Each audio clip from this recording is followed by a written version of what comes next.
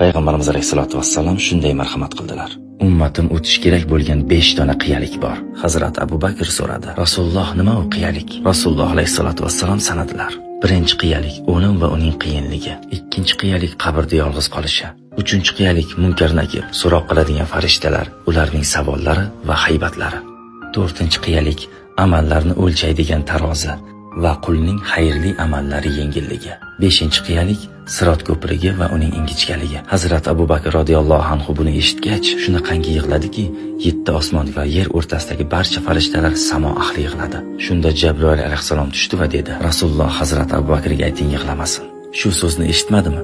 O'limdan boshqa hamma narsaning chorasi bor. Va Jabroil alayhissalom davom etdi. Birinchi qiyalikda kimki bomdod namozini o'qisa, o'lim va uning qiyinligi unga oson bo'ladi. 2.